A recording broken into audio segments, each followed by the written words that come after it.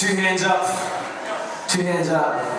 That's an awesome thing. But I was just thinking before, it's a pretty interesting thing that we're doing. Getting together and praising God. But if I was to have a conversation with you about things that really matter in your world, I don't know, maybe if you and I were friends, and those of you who are my friends, you shouldn't have to imagine too hard. But let's imagine that I bought you lunch, and we were sitting down chatting, and the conversation will get around a few different corners. If you were chatting with me and you and I were friends, we'd talk first about something, then talk about something else, but maybe if you and another friend were together and one of you bought the other one lunch and you were sitting around chatting, you'd talk about something and then you'd talk about something else, wouldn't you? You wouldn't. It's unlikely if you were with a friend, it's unlikely that you would just sit there. And if you're friends and you've been friends for a while, it's unlikely that you just sit there and just talk about the weather, or how long was the bus ride this morning, or whether the sandwiches were good or bad, or whatever you were having for lunch. Generally speaking, if you're with a friend, or someone you know well, a family member, you've got to talk about things that are important. You've got to talk about things that mean something to you. So let's talk. Let's imagine we're friends. And let's imagine I bought you lunch. Without a shadow of a doubt, Christian Cullen is the greatest rugby player ever. Without a shadow of a doubt, you might talk about John Longman, you might talk about Carlos Spencer, but Christian Cullen, he had it all. He is fast. He was strong. He had a bench press record for the All Blacks. Still, he scored 3 tries on debut, 4 tries the next week. He was the man. He's the best ever, right? Have I had any Christian Cullen fans in the house tonight?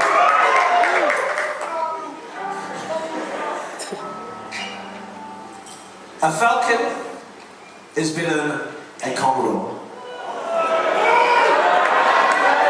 Every day of the week, man. Every day of the week. You can take a V6, it will fall apart way quicker than a Falcon Straight 6. Let me guarantee you. Do you know taxis in Sydney, they will do 1 million kilometres on one Straight 6 engine. There's no Commodore that's ever done 1 million kilometres. Not the same car. Commodore's nothing. The Falcon is the thing. It's the best vehicle, because we're friends, we're just chatting, right? The best vehicle ever created is a Land Cruiser VX. Who's with me? No one knows what I'm talking about. But did you know that if we're talking, because we're humans, we're going to talk about things that mean something to us. And because we're humans, we're going to exalt something. We're never just going to talk about things in comparison only. We're never just going to talk about things without relationship to another. Just human beings, we're designed specifically to lift something up above something else. We're designed specifically to look for what is the best, to look for what is the greatest, to look for what is the most important. Do you know, from knitting to fishing, there's arguments up and down the country every day about what's the best way, the best product, the best person at it, the best way to do it, the best time of the year, the best phase of the moon to do your knitting, to do your fishing, to do your hunting, to do whatever you're into. If you're into it, you've got to be into it good. The best period of music ever is the late 1990s pop punk era. Because if you're into something, do you know human beings, just like me, if you're into something, you're into it at the exclusion of its opposites. You can't like Commodores and Falcons, even though they're the 2 most similar cars ever invented. Because you're designed not to like 2 things that are similar. You're designed to spot which is the best. You're designed to spot which is the most glorious, which is the most awesome. As human beings, we're created with a single central purpose, and that is to glorify God in relationship to Him. To lift Him up. To honor Him. Do you know, God's a pretty awesome thing, and tonight's all about Him. But do you know, when God introduced Himself to Moses was living in a culture where there was hundreds or even thousands of different things that people referred to as gods.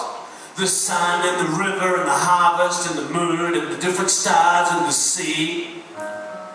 But God never said He was better than any of those things. God didn't turn up and say, hey Moses, I'm the best and I'm better than this because of this, and I'm better than that because of that, and I'm better than this because of my 1989 season. God never had to present or pretend that he was better than anything else. Do you know what God said to Moses? Moses said, what's your name? I need to tell people who you are. God just said, I am. God's not greater than anything else. He is greatness. He's not bigger than anything else. He's big.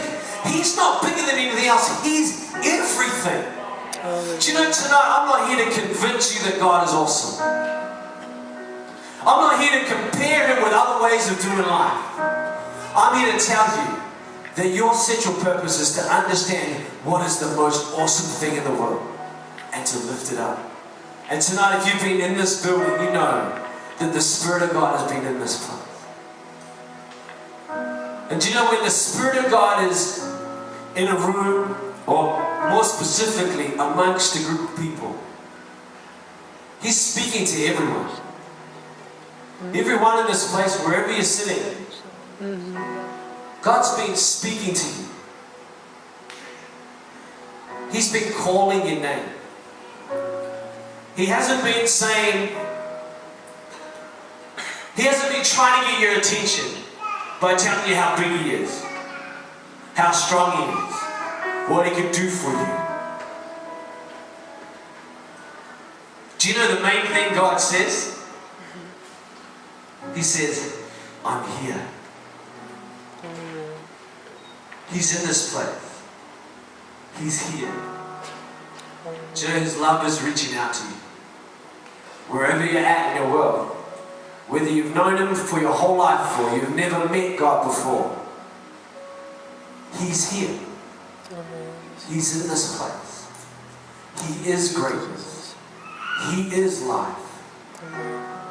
He's the central thing in all of creation, all of reality. I want to give you an opportunity tonight to acknowledge him. An opportunity to relate with him. An opportunity not just to live your life coming in and out of his presence, coming into church, but to live your life connected with him in relationship with a God who is here. A God who is real, and a God who loves us.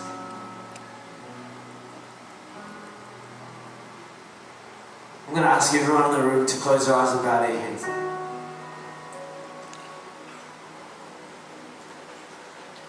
The reality of the universe is that God created a perfect world. And he put human beings in the center of it. And it was his desire that we would be his friends. Probably everyone's heard the story, but if you haven't, the first two humans decided that they would rather be God, and they tried to take the place of God. They tried to make a decision on their own. They tried to step outside of what God had ordained, what God had ordered. And that's called sin, or a mistake, or a wrong thing. And no wrong thing can be in God's presence because he is pure and he is holy. And because of our wrong mistakes, because of our wrongness, we've been separated from God. But the awesome truth is that God loves us. Even though we do things that offend him, even though we do things that are wrong, God loves us. And tonight he's drawing us again into a greater relationship with him. He sent Jesus. He came in the form of a human. He lived a miraculous life and he died in our place. After 3 days in the grave, he rose again. He's the victor over death.